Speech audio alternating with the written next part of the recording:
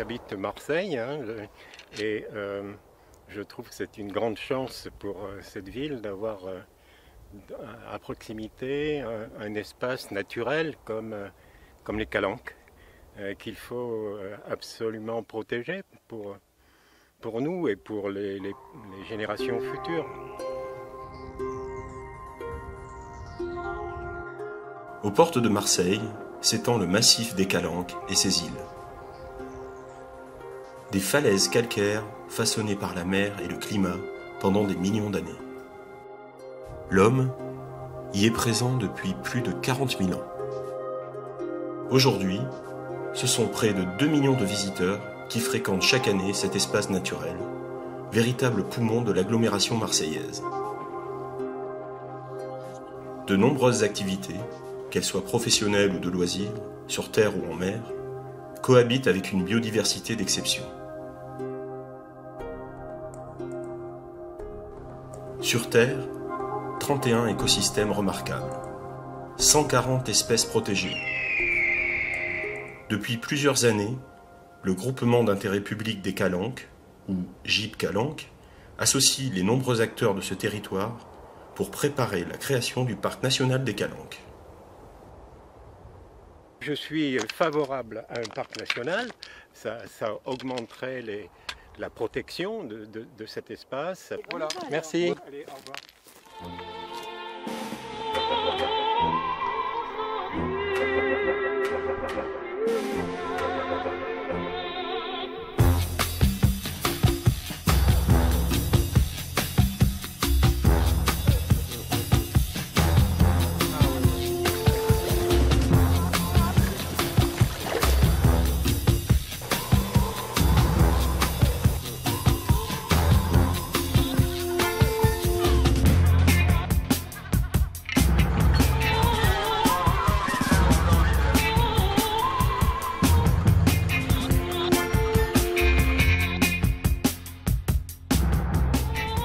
Concernant le parc national des Calanques, la concertation, la discussion est parfois difficile, mais il faut savoir que nous sommes là dans une création d'un prototype de parc national, puisqu'il comprend des territoires terrestres et maritimes. On en a 2 en France avec la Guadeloupe et le parc national des Calanques.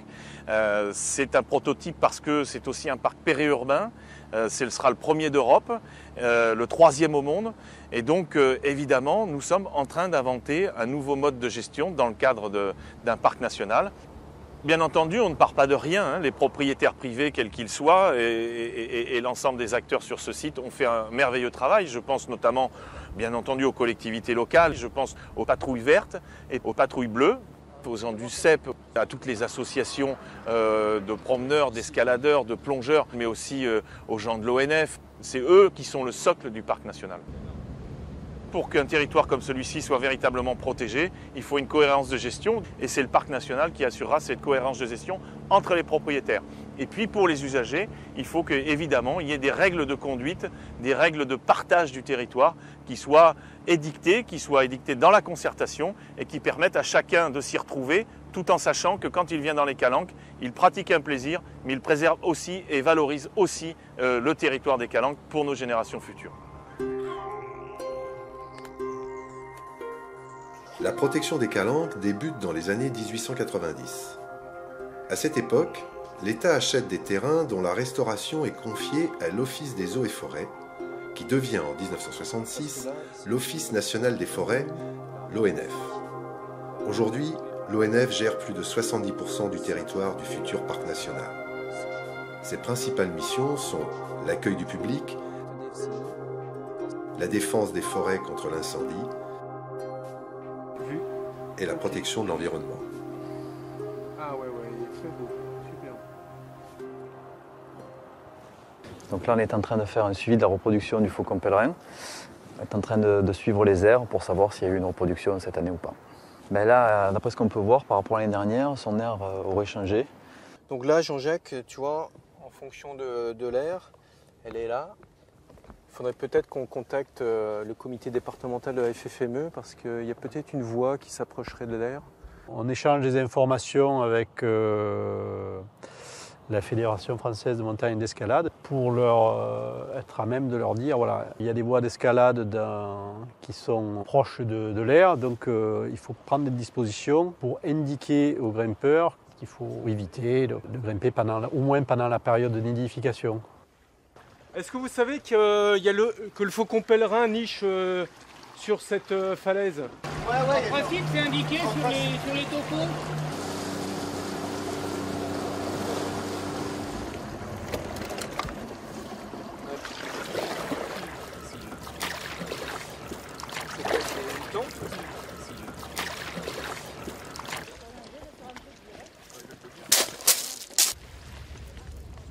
Bon, alors là, je vois qu'il y a des randonneurs qui sont en train d'arriver. Messieurs, dames, bonjour. C'est l'Office national des forêts. Est-ce que vous saviez que vous étiez dans une réserve biologique, la réserve biologique des Calanques? Non. Non? Alors, je vais vous donner une petite plaquette qui explique ce que c'est qu'une réserve biologique. Vous êtes dans un espace naturel qui est protégé. Dans cette réserve, nous avons du grand-duc d'Europe qui niche, du faucon pèlerin qui est sur les falaises maritimes. Mais on a aussi la sabline de Provence qui pousse dans les éboulis. On vous demande de bien rester sur les sentiers balisés. Très bien. Voilà. Messieurs, dames, bonne journée.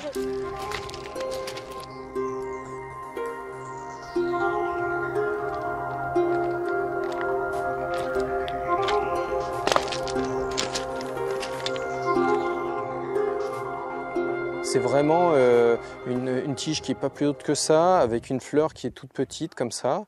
Donc là, j'étais en train d'expliquer à ces personnes comme quoi il y avait l'Ophrys de Marseille qui poussait dans ce vallon. C'est une orchidée qui est très discrète, très petite, Ophrys massiliensis, que l'on peut voir ici. Vous voyez, on a 2-3 pieds bien visibles.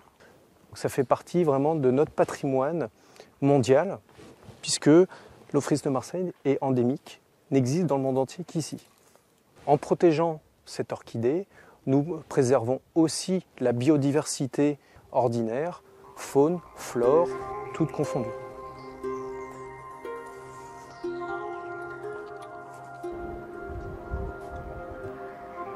L'archipel de Riou, situé face aux Calanques, est un site de première importance pour la nidification d'oiseaux marins protégés. En 1992, cet ensemble devient propriété du Conservatoire du Littoral, établissement public qui en confie la gestion au Conservatoire Études des écosystèmes de Provence, le CEP. On va continuer le recensement des goélands nicheurs sur l'archipel. C'est une opération qui nécessite un investissement en temps très important. C'est pourquoi on fait appel à un grand nombre de bénévoles qui viennent participer chaque jour avec nous au comptage.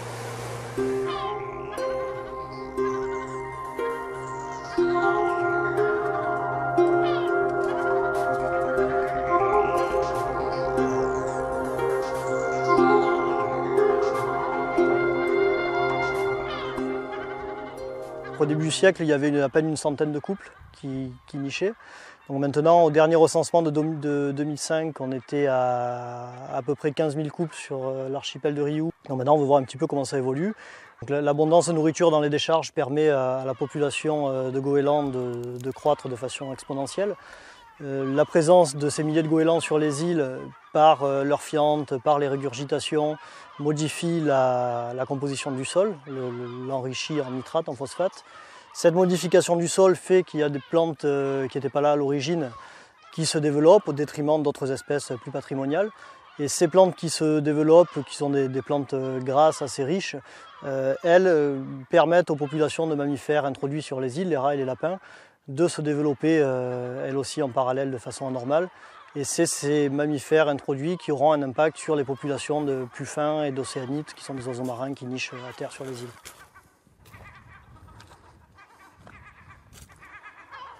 Donc, comme la plupart des oiseaux, les goélands aussi font des pelotes de rejection. Donc là, c'est typique pelote de goéland. Donc là, on peut voir, hein, voilà, ils sont allés s'alimenter sur des charges. Donc ils ont récupéré du verre, il y a du plastique. Et puis on retrouve vraiment de tout. Hein. Et la solution de supprimer les goélands, c'est pas une solution.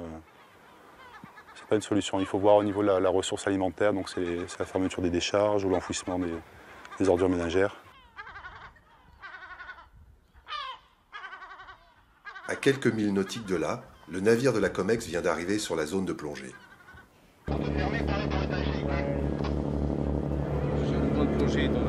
D'accord. Donc à chaque déplacement, je le coche, c'est ça? Eh ben, écoutez, on va aller voir ce qui se passe en dessous. Moi, je suis très confiant, très heureux de pouvoir faire cette expérience. Et puis, je vous raconterai après. Les calanques sont indissociables de la mer.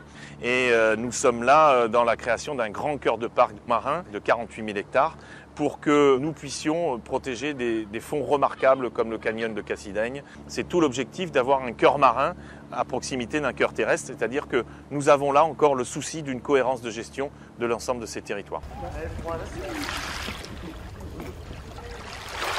Le souvenir que j'en ai, moi, c'était la promenade du dimanche, c'était passer toute cette route des crêtes, venir ici, bon, la pêche, et puis un cadre extraordinaire, donc c'est sûr. On vivait, moi quand j'étais petit, je sais qu'on voyait, quand il y avait des incendies de forêt, on vivait ça comme une déchirure, quoi. On voyait la nature partir en fumée. Bon, voilà, c'est vraiment nos racines, quoi, quelque part, hein, aussi. On y tient, voilà. Même si on le partage, on y tient, quoi. On souhaite qu'on nous le rende dans l'état où on l'a toujours connu.